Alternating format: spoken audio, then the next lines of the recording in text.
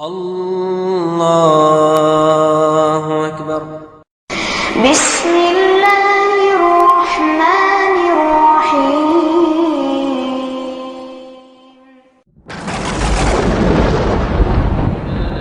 في رسول الله أسوة حسنة. لقد كان لكم في رسول الله أسوة حسنة لمن كان يرجو الله واليوم الآخر وذكر الله كثيرا. اب آپ سماعت فرمائیں 38واں درس غزوہ بدر کے بعد اہم وقائع اور حادثات. إن الحمد لله نحمده ونستعينه ونستغفره ونعوذ بالله من شرور أنفسنا ومن سيئات أعمالنا. من يهده الله فلا مضل له ومن يضلل فلا هادي له وأشهد أن لا إله إلا الله وحده لا شريك له وأشهد أن محمدا عبده ورسوله. أما بعد، اللهم علمنا ما ينفعنا وانفعنا بما علمتنا وزدنا علما نافعا وعملا صالحا يا رب العالمين. اللهم أرنا الحق حقا وارزقنا اتباعه وأرنا الباطل باطلا وارزقنا اجتنابه.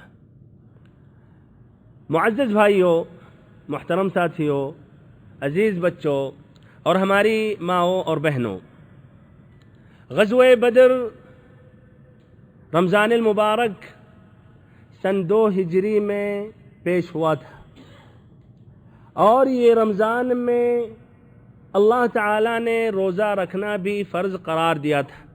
تو مسلمانوں نے پہلی مرتبہ جو روزہ رکھا وہ اسی رمضان میں، یعنی سن 2 ہجری کے رمضان میں، جس مہینے میں غزوہ بدر کا واقعہ پیش آیا.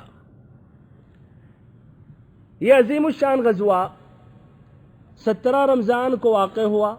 پھر آپ صلی اللہ علیہ وسلم میدان بدر میں 3 دن قیام فرمانے کے بعد مدینہ واپس ہوئے. چند دنوں کے بعد عید آئی. مسلمانوں نے پہلی عید جو منائی وہ اسی رمضان کے بعد. ان کی عید خوشی اور مسرتوں سے بھرپور تھی، اور حقیقت میں انہوں نے عید کی لذت پائی اور عید کا صحیح معنی، صحیح لطف انہوں نے حاصل کیا. جو روزہ رکھنے کے بعد اور ایسے ہی جہاد کرنے کے بعد، بلکہ مشرکوں سے جو انہوں نے پہلا مقابلہ کیا، انہوں نے فتح حاصل کی اور اللہ تعالیٰ نے ان پر غلبہ عطا کیا. آج ہمارے بھائی اور محترم ساتھیوں، ہم بھی عید مناتے ہیں، لیکن حقیقت یہ ہے کہ ہماری عید میں وہ خوشی، وہ مسرت نہیں ملتی ہے جو صحابہ کرام کو پہلے عید میں ملی تھی. بہرحال اللہ تعالیٰ سے دعا کرتے ہیں کہ اللہ تعالیٰ ہماری بھی عیدوں کو مسرتوں سے بھر دے اور ہم سبھی کو عزت عطا کرے، جس طرح کی مسلمانوں کو اللہ تعالیٰ نے عزت عطا کیا تھا پہلے دور میں. ہمارے بھائیوں اور بہنوں، زکوٰۃ الفطر بھی رمضان کے بعد فرض ہوا. پھر ایسے ہی اللہ تعالیٰ نے زکوٰۃ کا نصاب اور اس کے مسائل واضح کیے، جس سے فقراء مہاجرین کا مسئلہ حل ہوا، اور ایسے ہی ان کی جو تکلیفیں تھیں، پریشانیاں تھیں، کافی حد تک دور ہو گئیں. آج انشاءاللہ میں یہ غزوہ بدر کا جو مکان و مرتبہ ہے تاریخ میں ذکر کروں گا. پھر ایسے ہی اس عظیم الشان غزوے میں جو اہم فائدے ہیں وہ بیان کروں گا. پھر غزوہ بدر اور غزوہ احد کے درمیان جو اہم حادثے پیش آئیں وہ ذکر کروں گا. غزوہ بدر کا مقام و مرتبہ واضح پورے تاریخ میں. ان مجاہدین اور ان شہداء کا درجہ کیا ہے؟ اللہ تعالیٰ نے ان کے بارے میں مکمل ایک سورت نازل کی جو معروف و مشہور ہے سورۃ الانفال سے. اسی صورت میں اللہ تعالیٰ نے غزوہ بدر کو یوم الفرقان سے موسوم کیا، جس دن حق اور باطل الگ ہو گئے اور ان دونوں کو پہچاننا واضح ہو گیا. اور نبی پاک صلی اللہ علیہ وسلم کے حدیث مبارکہ میں بے شمار حدیثیں ہیں، لیکن صرف ایک حدیث ذکر کر کے اپنی بات میں ادھر ختم کروں گا. صحیح امام بخاری اور امام مسلم کی روایت ہے، حضرت علی رضی اللہ عنہ سے مروی ہے یہ حدیث طویل ہے لیکن اختصار کے ساتھ بیان کر رہا ہوں کہ حاطب ابن ابی بلتعہ نے ایک خط بھیجا مکہ والوں کو اور اس میں بتایا کہ نبی پاک صلی اللہ علیہ وسلم مکہ والوں پر حملہ کرنے والے، بظاہر بہت بڑی خیانت تھی۔ اللہ تعالیٰ نے وحی کے ذریعے نبی پاک صلی اللہ علیہ وسلم کو مطلع کیا تو آپ صلی اللہ علیہ وسلم نے حکم دیا علی رضی اللہ عنہ کو اور ان کے ساتھ الزبیر ابن العوام اور المقداد کو بھیجا کہ روضہ خاک پر پہنچو گے، وہاں ایک عورت مکہ کی طرف جا رہی ہوگی، اس کے پاس خط ہے جو حاطب ابن ابی بلتعہ نے لکھ کے مکہ والوں کو بھیجا ہے یا مکہ والوں کے نام سے دیا ہے، تو وہ خط لے کر ہمارے پاس واپس ہو جاؤ۔ یہ صحابہ کرام پہنچے اسی جگہ پر اور سبحان اللہ وہیں وہ پہنچی تھی اور وہاں سے اپنا سفر آگے طے کر رہی تھی۔ انہوں نے کہا کہ تمہارے پاس جو خط ہے وہ ہمارے حوالے کرو، اس نے انکار کیا۔ انہوں نے جب سختی کی تو اس نے وہ خط دیا، خط لے کر واپس ہوئے۔ نبی پاک صلی اللہ علیہ وسلم نے حاطب بن ابی بلتعہ کو بلایا اور کہا کہ اے حاطب تم نے جو کچھ کیا کیوں کیا؟ عمر رضی اللہ عنہ بھی وہاں موجود تھے۔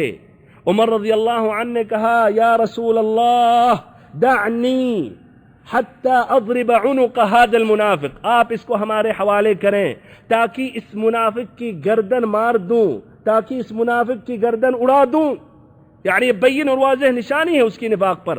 آپ صلی اللہ علیہ وسلم نے کہا انہو قد شہد بدرا، کہ حاطب بن ابی بلتعہ غزوہ بدر میں شریک تھے، غزوہ بدر میں شریک تھے، جہاد کے لیے غزوہ بدر میں نکلے تھے۔ وما يدريك لعل الله اطلع على اہل بدر فقال اعملوا ما شئتم فاني قد غفرت لكم، اور تمہیں کیا پتا عمر کہ اللہ رب العزت نے اہل بدر کو جھانک کر دیکھا اور پھر کہا کہ تم آج کے بعد جو چاہو جو کرو، تمہارے سارے گناہوں کو ہم نے بخش دیا۔ عمر رضی اللہ عنہ کے آنکھوں سے آنسو جاری ہو گئے، رو پڑے اور انہوں نے کہا اللہ و رسولہ اعلم، اللہ اور اس کے رسول ہی خوب اور بہتر جانتے ہیں۔ ہمارے بھائی اور محترم ساتھیوں، اہم فائدے اس غزوے میں جو ہے وہ ذکر کر رہا ہوں۔ حقیقت یہ ہے کہ اس میں متعدد فائدے ہیں، بلکہ کچھ اہل علم نے مستقل کتابیں لکھی ہیں غزوہ بدر کے فوائد ذکر کرنے میں، اور مستقل کتابیں غزوہ بدر پر بھی لکھی گئی ہیں۔ تو نہایت ہی اختصار کے ساتھ اہم فائدے بیان کرنے کی کوشش کروں گا۔ پہلا فائدہ یہ ہے روحانی اور معنوی یعنی باطنی قوتوں کی تأثیر اور اس کی اہمیت۔ روحانی اور معنوی قوت کی اساس اللہ پر ایمان لانا اور نبی پاک صلی اللہ علیہ وسلم پر ایمان لانا اور آپ کی تصدیق اور اطاعت کرنا، اور یہی راز ہے، یہی وجہ ہے جس کی وجہ سے اللہ تعالیٰ نے مسلمانوں کو ہر غزوے میں کامیاب کیا اور ان کی مدد کی۔ یہی راز ہے بھائیوں۔ غزوہ بدر میں بھی دیکھیے، یہ جنگ کی نیت سے نہیں نکلے تھے، تعداد ان کی کم، اسلحہ کم، تب بھی اللہ تعالیٰ نے ان کی مدد کی اور اللہ تعالیٰ نے ان کو غلبہ عطا کیا۔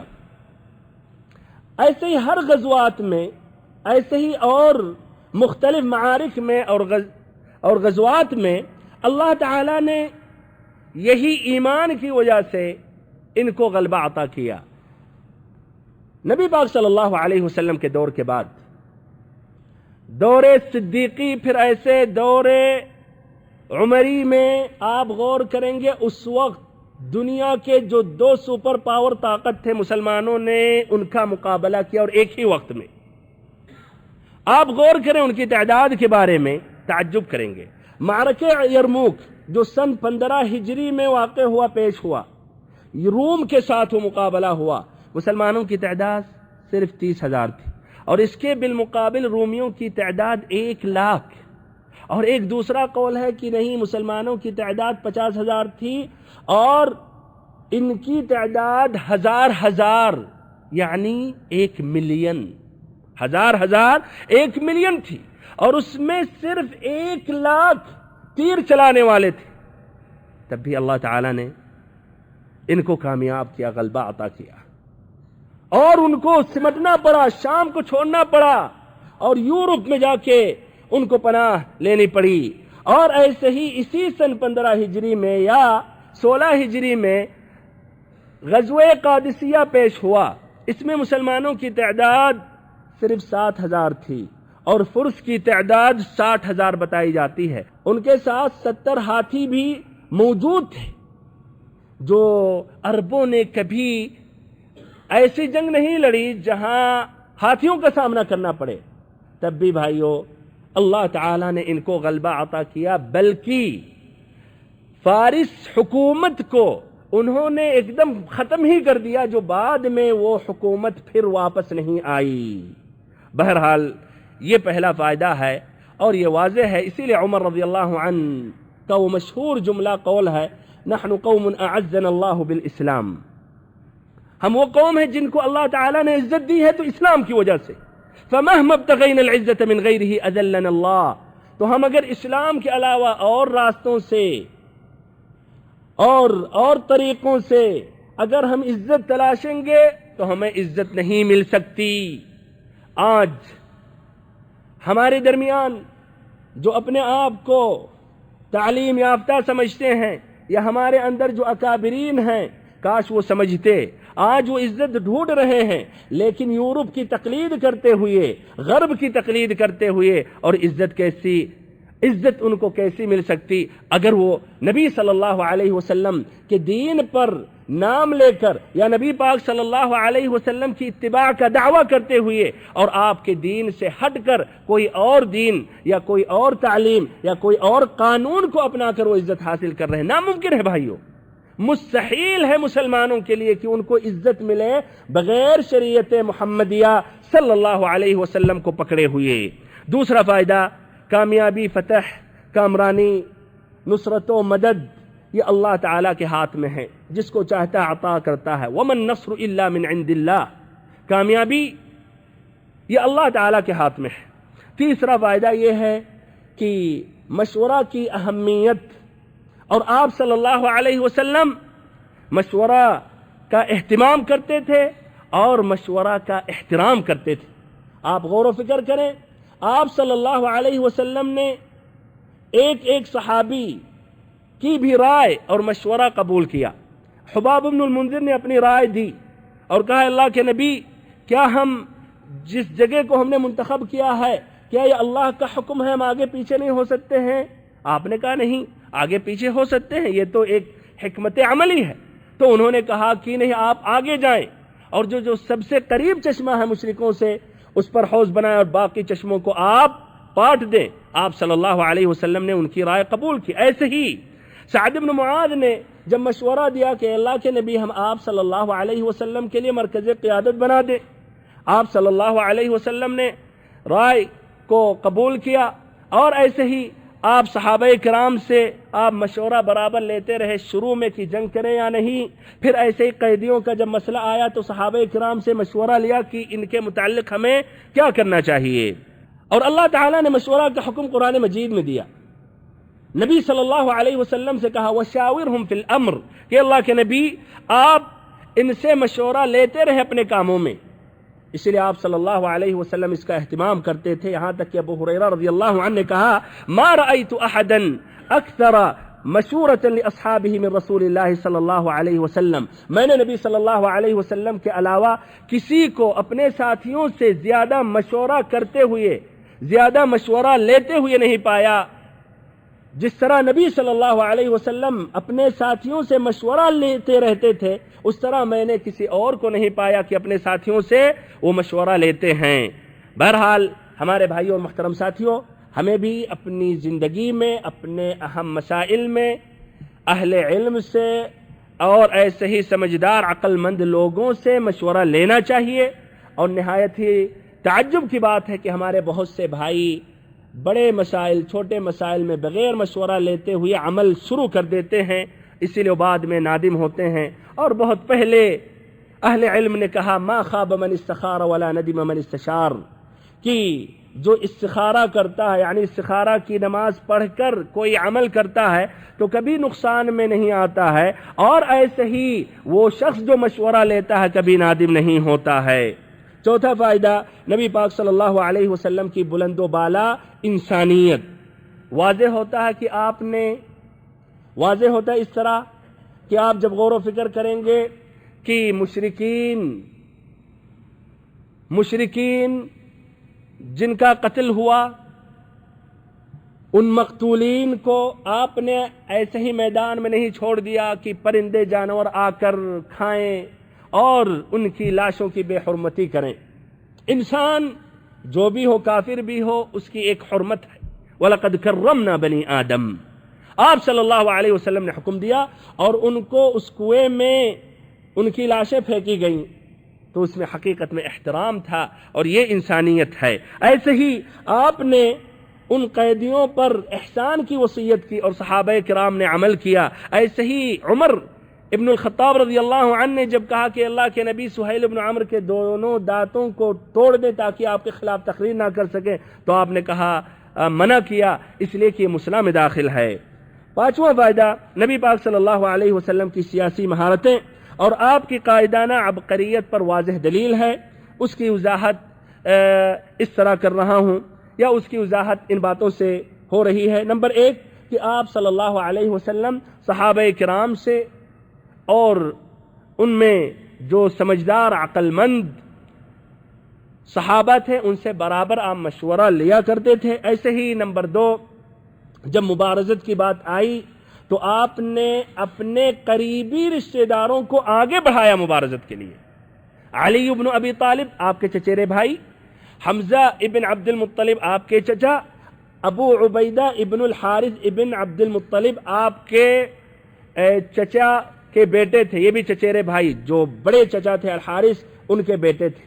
اس میں ایک واضح پیغام تھا کہ نبی صلی اللہ علیہ وسلم یہ جنگ کی ابتدا اپنے اعزاء اور اقربا سے کر رہے ہیں، اور واضح رہے تمام مسلمانوں کے لیے کہ نبی صلی اللہ علیہ وسلم کے جو قریبی رشتہ دار ہیں یہ سب سے آگے رہیں گے، اور یہ بھی اپنی جان کو نقصان میں ڈالیں گے، اور یہ اپنی جان کو بھی خطرے میں لا کر نبی پاک صلی اللہ علیہ وسلم کی محبت کا اظہار کریں گے، اور ایسے ہی دین کا جو کلمہ ہے اس کو بلند کریں گے۔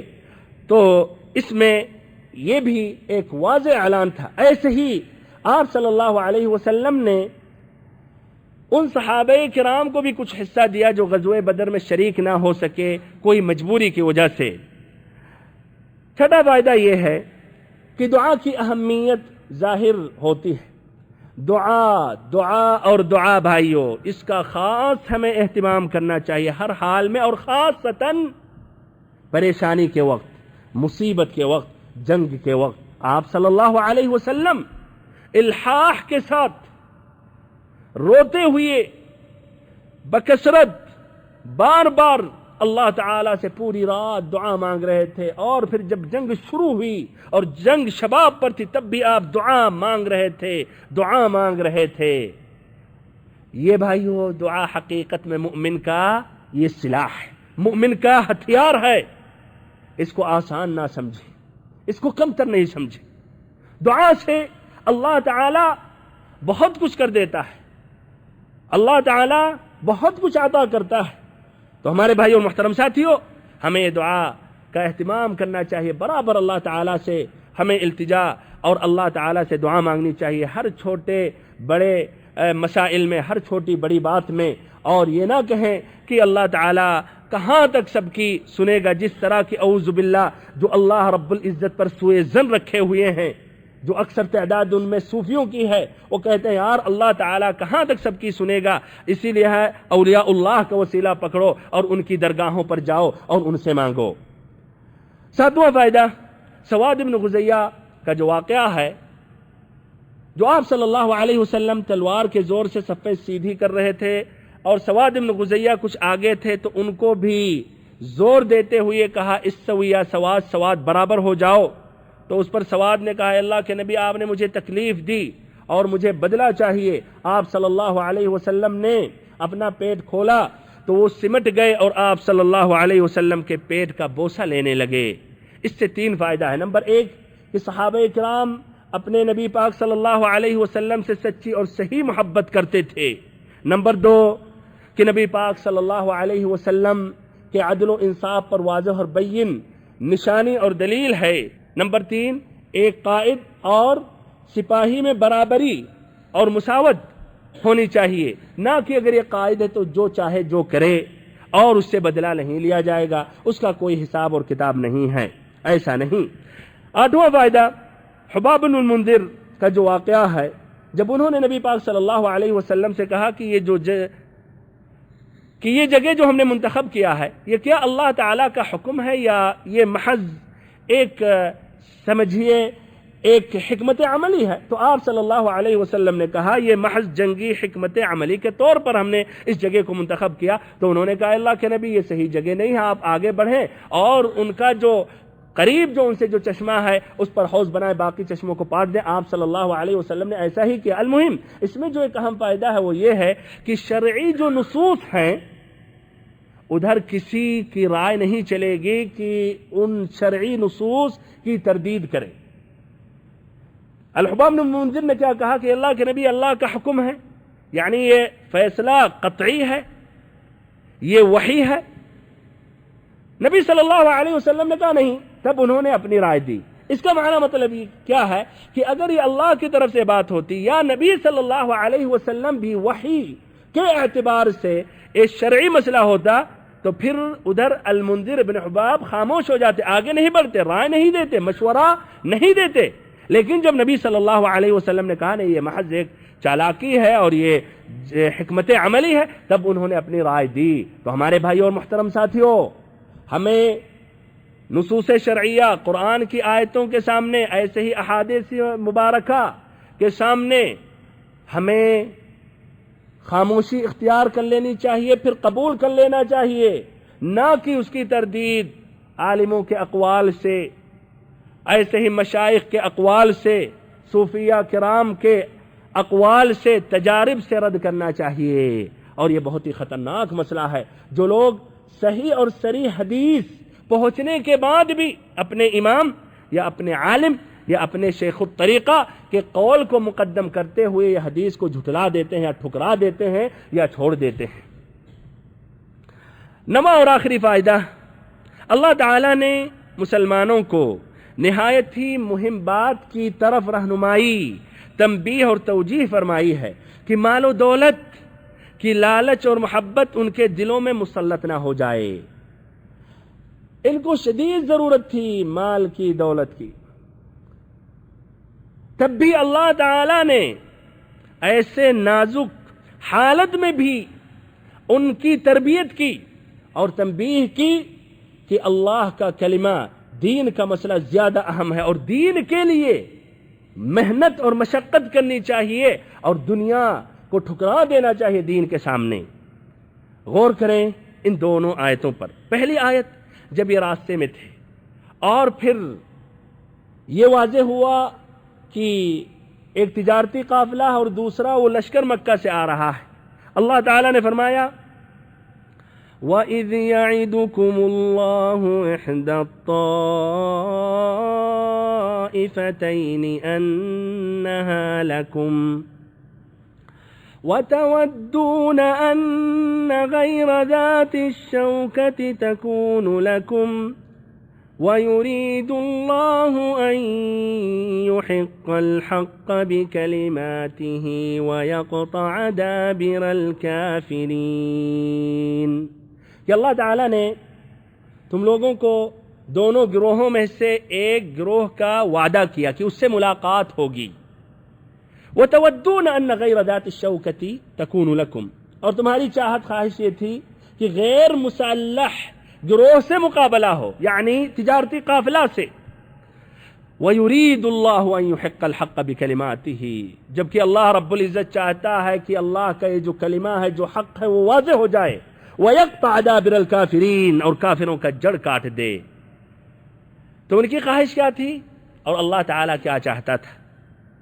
ایسے ہی دوسری آیت، جب ان کے درمیان اختلاف شروع ہوا اور پھر کچھ بڑھ گیا مال غنیمت جمع کرنے کے بعد، تو اللہ تعالیٰ نے فرمایا يَسْأَلُونَكَ عَنِ الْأَنفَالِ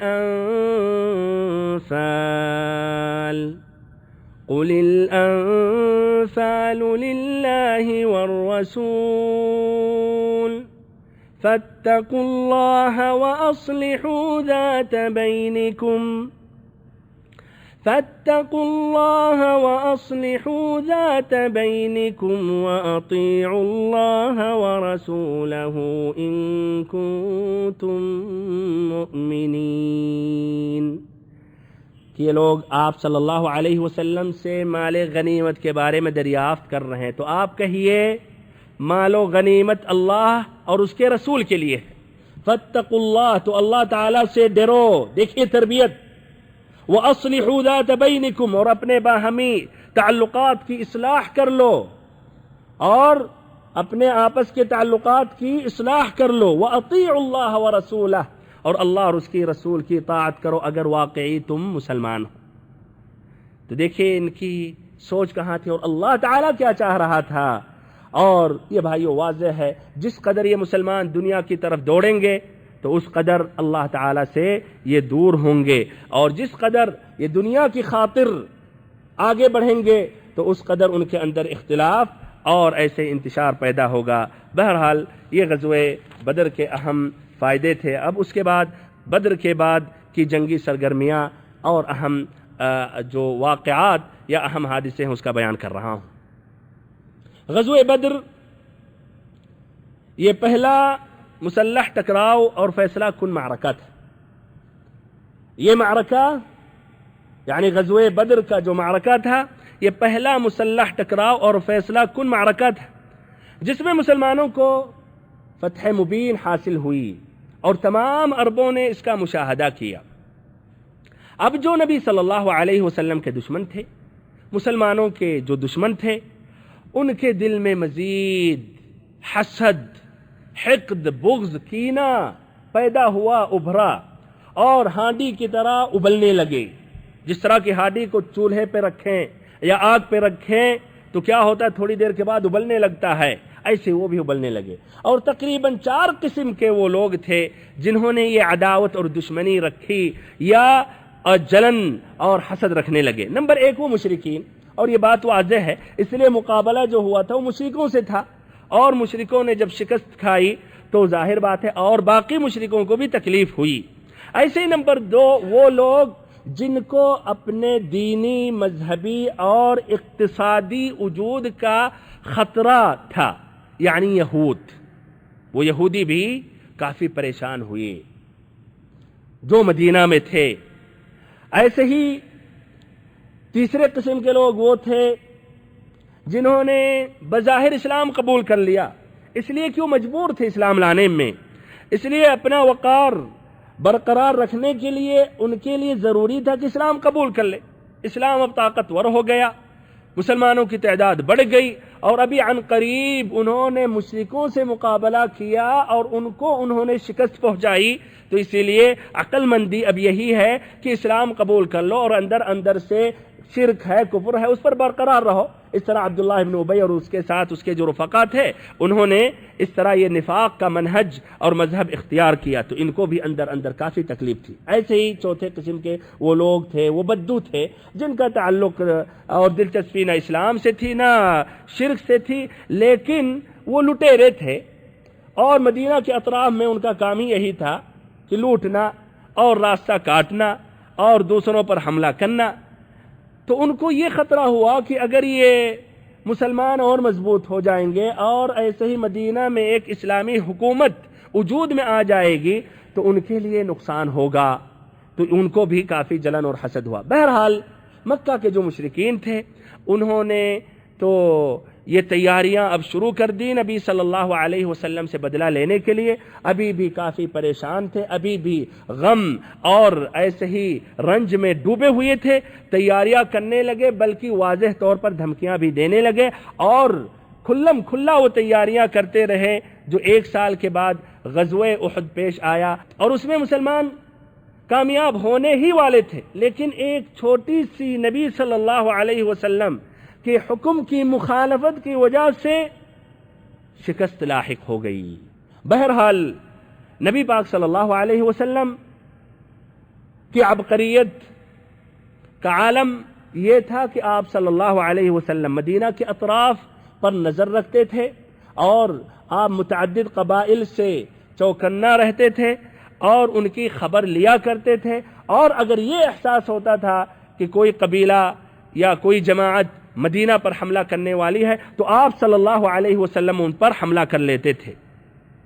اس کی ایک مثال یہ ہے کہ غزوہ بدر کے بعد سب سے پہلی خبر جو مدینے کے شعبہ اطلاعات نے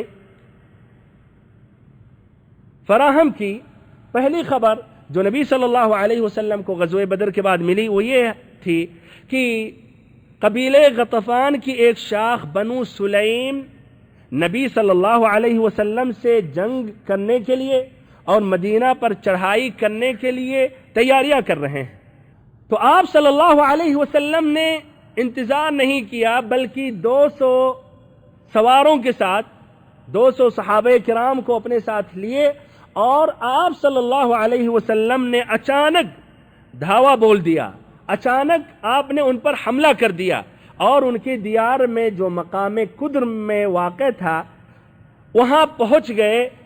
اچانک ان کے درمیان بھگدڑ مچ گئی اور افراتفری کے عالم میں بھگے، اور انہوں نے پہاڑوں کا راستہ اختیار کیا، یہاں تک کہ 500 اونٹ ان کے تھے وہ وادی میں وہ چھوڑ کر بھاگے، اور ان کا ایک غلام تھا جس کا نام یسار تھا وہ بھی وہاں موجود تھا۔ بہرحال مسلمانوں نے اس طرح یہ 500 اونٹ کو اپنے ساتھ لے لیا۔ آپ صلی اللہ علیہ وسلم نے ایک خمس نکالا، اور اس کے بعد جو 400 اونٹ بچے ہر مجاہد کو 2 اونٹ آپ صلی اللہ علیہ وسلم نے دیا، یعنی سب کو برابر 2 اونٹ اس کے حصے میں آئیں۔ پھر اس کے بعد آپ صلی اللہ علیہ وسلم نے 3 دن تک وہاں قیام فرمایا، پھر مدینہ واپس ہوئے۔ یہ واقعہ غزوہ بدر کے واپسی کے بعد، غزوہ بدر سے واپس ہونے کے 7 دن کے بعد کا واقعہ ہے، یعنی شوال سن 2 ہجری، اور کہا جاتا ہے نصف محرم سن 3 ہجری میں پیش ہوا۔ مکہ والے ابھی بھی غموں رنج میں ڈوبے ہوئے تھے، ان کے درمیان کوہرام مچا ہوا تھا، اور شکست فاش نے ان کی طبیعت پر نہایت ہی برا اثر لاحق کیا، جس کی وجہ سے ان کی باتیں ابھی بھی وہی بدر کے متعلق ہوتی رہتی تھی۔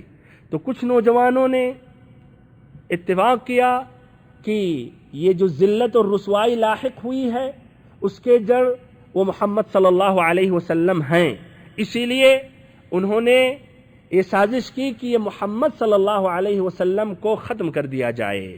اس کی وضاحت ابن اسحاق بن مندہ اور طبرانی کی روایت سے واضح ہوتا ہے۔ کہتے ہیں کہ غزوہ بدر کے کچھ ہی دنوں کے بعد عمیر ابن وہب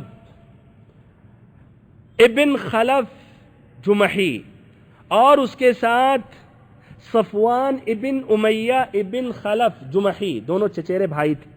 یہ صفوان امیہ ابن خلف کا بیٹا جس کو بلال رضی اللہ عنہ نے غزوہ بدر میں قتل کیا تھا، یہ دونوں چچیرے بھائی آپس میں حطیم میں بیٹھ کر کعبہ کے پاس ان مقتولین کے بارے میں دریافت کر رہے تھے جن مقتولین کو غزوے کے بعد اس کنویں میں پھینکا گیا۔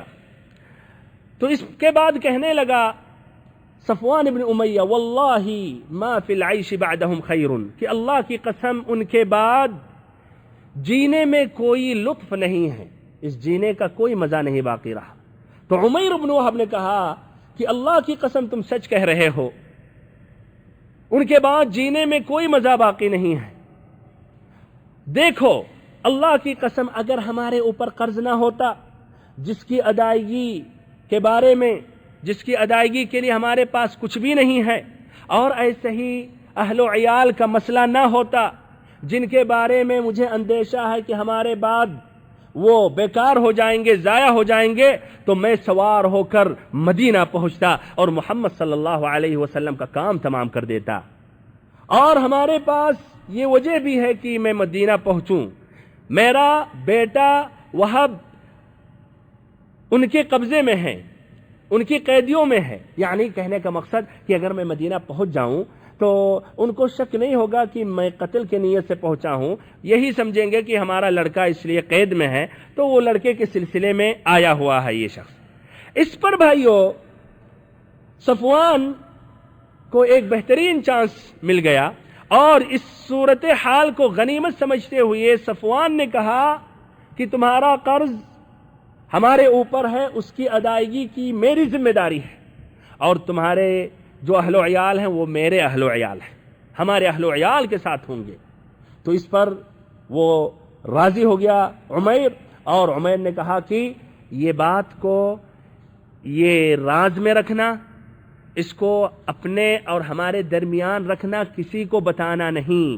صفوان نے کہا کہ یہ بات راز میں رہے گی اور اس پر اور لوگوں کو میں مطلع ہونے نہیں دوں گا، اور میں ایسا ہی کروں گا۔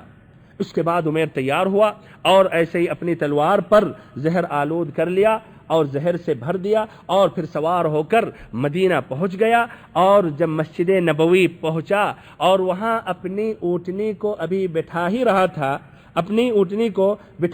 تھا کہ عمر رضی اللہ عنہ کی نظر پڑ گئی عمیر پر، اور سمجھ گئے عمر کہ یہ عمیر ہے۔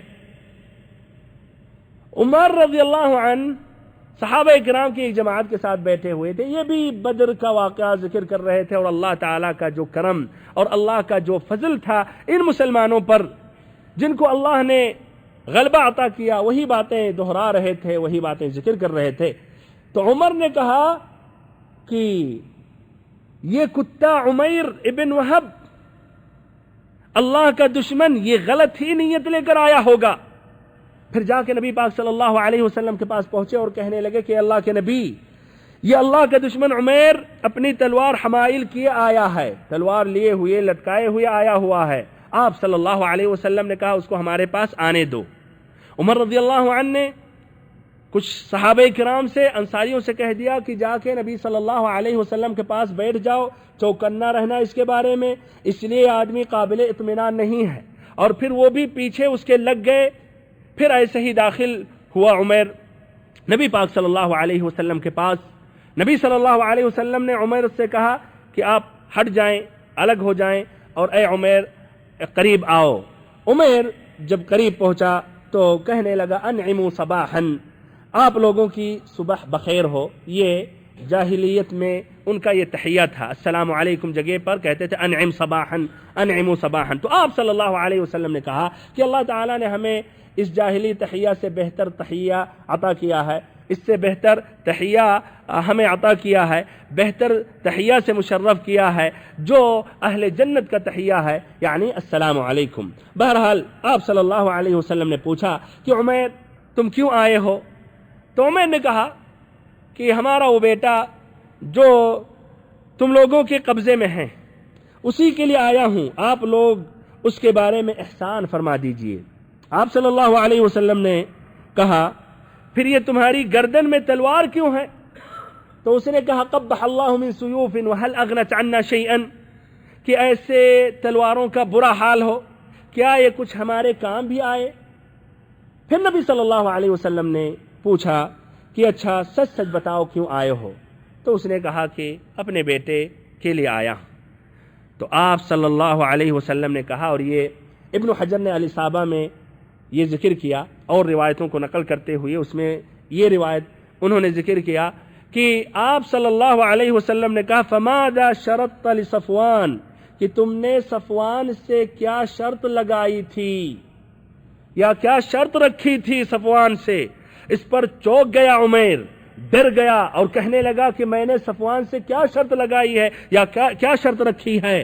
آپ صلی اللہ علیہ وسلم نے کہا تم دونوں حطیم میں بیٹھے ہوئے تھے اور مقتولین کے بارے میں تم لوگوں نے تذکرہ کیا اور کہا کہ ان کے بعد ابھی زندگی میں کوئی لطف باقی نہیں ہے۔ تم نے کہا کہ اگر ہمارے اوپر قرض نہ ہوتا، اہل و عیال کا مسئلہ نہ ہوتا تو میں جا کر محمد صلی اللہ علیہ وسلم کو قتل کرتا۔ صفوان ابن امیہ نے تمہاری یہ ذمہ داری لی کہ قرض میں نبھا دوں گا اور اہل و عیال ہمارے اہل و عیال ہیں، اس کے بعد تم آئے ہو اس نیت سے، لیکن یاد رکھو واللہ حائل بینی و بینک، کہ اللہ تعالی ہمارے و تمہارے درمیان حائل ہے۔ اللہ اکبر۔ اس سے واضح ہوتا کہ اللہ تعالی نے اطلاع دے دی اور ساتھ ساتھ یہ بھی کہا کہ نبی صلی اللہ علیہ وسلم اس کے شر سے محفوظ رہیں گے۔ اس کے بعد عمیر بن وہب نے کہا اشہد انک رسول اللہ، اشہد انک رسول اللہ، میں گواہی دیتا ہوں کہ آپ اللہ کے رسول ہیں۔ اے اللہ کے نبی، اب تک آپ آسمان سے جو خبریں لاتے تھے، وحی کے متعلق جو ہمیں اطلاع دیتے تھے، ہم جھٹلا دیتے تھے، لیکن یہ بات یہ خاص ہے ہمارے اور صفوان کے درمیان، کوئی اور نہیں جانتا تھا، نہ کوئی جانتا ہے، اور یہ یقیناً اللہ تعالیٰ نے آپ کو اطلاع دیا ہے۔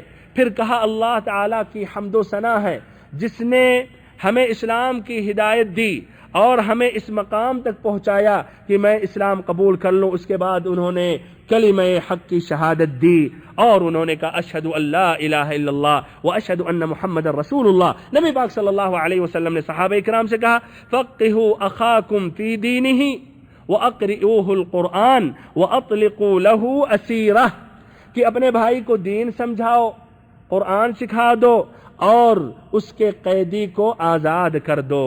ادھر صفوان ابن امیہ خوشی خوشی جھوم رہا تھا اور ہانکتے پھرتا تھا، کہتا تھا لوگوں سے یہ خوشخبری سنو کہ عن قریب ایک واقعہ پیش آئے گا جو بدر کے مصائب بھلوا دے گا۔ پھر بعد میں لوگوں سے پوچھنے لگا کہ عمیر کا حال کیا ہے، یا مدینہ میں کوئی خبر ہے، کچھ نئی خبر، کوئی نئی بات؟ انتظار کر رہا تھا کہ سنو محمد صلی اللہ علیہ وسلم کا قتل ہو گیا۔ بعد میں ایک شخص نے یہ بتایا کہ وہ عمیر تو مسلمان ہو گئے۔ اس پر غصے میں آ کر صفوان نے قسم کھائی کہ اللہ کی قسم میں اس کو اب نفع نہیں پہنچاؤں گا، نہ اس سے بات کروں گا۔ بہرحال ادھر عمیر نے نبی صلی اللہ علیہ وسلم سے اجازت طلب کی، مکہ واپس آئے اور اسلام کی طرف دعوت دیتے رہے، یہاں تک کہ کئی لوگوں نے اسلام قبول کیا۔ ہمارے بھائی اور محترم ساتھیوں، غزوہ بدر اور غزوہ احد کے درمیان غزوہ بنی قینقاع پیش ہوا۔ بنو قینقاع کا پہلے ذکر آ چکا کہ یہودیوں کے ایک قبیلہ ہیں، یہ مدینہ میں 3 قبیلے تھے، بنو قریظہ، بنو النضیر، بنو قینقاع۔ یہ بنو قینقاع مدینہ ہی کے اندر ہی رہتے تھے، ان کا محلہ مدینہ ہی کے اندر تھا اور ان کے محلے کا نام بھی بنو قینقاع تھا۔ اس غزوے سے پہلے یہ جاننا ضروری ہے کہ نبی پاک صلی اللہ علیہ وسلم نے یہودیوں کے ساتھ عہد اور ایسے پیمان لکھایا تھا، ایک معاہدہ آپ نے کیا تھا، اور اس معاہدے کے تحت وہ باتیں واضح ہوئی کہ یہ یہود مسلمانوں کے ساتھ رہیں گے، کوئی بھی حملہ باہر سے واقع ہوگا، ایسے ہی یہ اپنے دین کے متعلق آزاد ہے، مسلمان اپنے دین کے متعلق آزاد ہیں، اور اس طرح وہ تمام تفصیلات ذکر کیے گئے، واضح ہو چکے ہیں۔ مسلمانوں نے اس معاہدے کی پابندی کی اور اس معاہدے میں جو کچھ لکھا تھا ایک حرف کی بھی انہوں نے مخالفت نہیں کی۔ لیکن یہودیوں کا کیا حال تھا؟ یہودیوں کی تاریخ غدر و خیانت اور عہد شکنی سے بھری ہوئی ہے۔ وہ زیادہ دن تک سنبھل نہیں سکے اور اپنے قدیم مزاج اور اپنے قدیم فطرت کے طرف پلٹ گئے اور مسلمانوں کے درمیان خلفشار، فتنہ اور ایسے ہی دسیسہ کاری شروع کرنے لگے۔ اس کی وضاحت اس واقعے سے اچھی طرح ہوتی ہے۔ ابن اسحاق نے کتاب السیرہ میں ذکر کیا کہ ایک بوڑھا یہودی، کافی بوڑھا ہو چکا تھا، لیکن جتنا ہی بوڑھا ہو چکا تھا اتنا ہی اس کے دل میں نبی صلی اللہ علیہ وسلم کے لیے اور مسلمانوں کے لیے عداوت، بغض و نفرت تھا، جس کا نام تھا شاس ابن قیس۔ ایک مرتبہ مسلمانوں کی ایک جماعت سے گزرا، ایک مجلس میں اوس و خزرج کے لوگ بیٹھے ہوئے تھے اور آپس میں گفتگو کر رہے تھے، بات کر رہے تھے۔ اس نے جب یہ دیکھا تو اس کو کافی تکلیف ہوئی، اپنے نفس پر قابو نہیں ہو پایا اور اس کی جو ہاڈی جو حسد اور نفرت سے بھری ہوئی تھی ایک دم باہر آ گئی اور کہنے لگا غصے میں آ کر، اوہ اس دیار میں قیلا کے اشراف متحد ہو گئے ہیں، واللہ ان اشراف کے اتحاد کے بعد تو ہمارا یہاں گزارا ہی نہیں ہے۔ اس کے بعد اس کے ساتھ ایک نوجوان یہودی تھا، اس کو بھیجا کہ جاؤ ان کے ساتھ بیٹھ جاؤ، اور حرب بعاث، جنگ بعاث، اور اس سے پہلے جو حالات تھے جنگ بعاث، بار بار اس کا ذکر آیا، اوس و خزرج کے درمیان ایک بھیانک قسم کی جنگ ہوئی تھی، اور اس میں کافی افراد مارے گئے تھے، کافی لوگ بڑے بڑے ان کے اشراف اکابرین قتل کیے گئے تھے۔ تو کہا کہ جا کے وہ جنگ بعاث اور اس سے پہلے کے جو حالات تھے وہ ذکر کرو، اور دونوں قبیلوں کے درمیان جو شعر اس وقت سنائے گئے تھے وہ شعر بھی سناؤ۔ وہ جا کے اس نے ایسا ہی کیا، جا کر بیٹھ گیا، یہاں تک کہ آہستہ آہستہ ان کے درمیان، اوس و خزرج کے درمیان تو میں شروع ہو گئی، پھر ایسے ہی جھگڑنے لگے اور ایک دوسرے پر فخر جتانے لگے، اور ایسے ہی ایک دوسروں کا رد و قدح کرنے لگے، اور یہاں تک کہ بات کافی بڑھ چکی، یہاں تک کہ انہوں نے کہہ دیا ان شئتم رددناها الآن جدعة، کہ اگر تم لوگ چاہتے ہو تو ابھی پھر سے اس جنگ کو جوان کر کے پلٹا دیتے ہیں۔ مد مقابل میں وہ لوگ بھی ضد میں آ کر کہنے لگے کہ چلو ہم تیار ہیں، موعدکم الظاہرہ، ہمارا اور آپ کا موعد اور ہمارا اور آپ کا مقابلہ وہ حرہ کے میدان میں ہوگا۔ پھر زور سے بولنے لگے السلاح السلاح، کی ہتھیار ہتھیار، اور پھر اس طرح بھائیوں قریب تھا کہ ان دونوں قبیلوں کے درمیان پھر سے ایک جنگ شروع ہو جائے۔ لیکن سبحان اللہ، نبی پاک صلی اللہ علیہ وسلم کی حکمت عملی، آپ تک جب یہ بات پہنچی تو آپ صلی اللہ علیہ وسلم مہاجرین صحابہ کے ساتھ پہنچے، اور آپ نے کہا یا معشر المسلمین، اللہ اللہ ابی دعوى الجاہلیہ وانا بین اظہرکم بعد ان ہداکم اللہ للاسلام وأكرمكم به وقطع به عنكم عمر الجاهلية واستنقذكم به من الكفر وألف بين قلوبكم، کہ اے مسلمانوں کی جماعت، اللہ اللہ، کیا میرے رہتے ہوئے جاہلیت کی پکار، ہمارے رہتے ہوئے جاہلیت کی پکار، اور وہ بھی اس کے بعد کہ اللہ تعالیٰ نے تمہیں اسلام کی ہدایت سے سرفراز فرما چکا ہے، اور اس کے ذریعے تم سے جاہلیت کا معاملہ کاٹ کر اور تمہیں کفر سے نجات دے کر تمہارے دلوں کو آپس میں جوڑ چکا ہے۔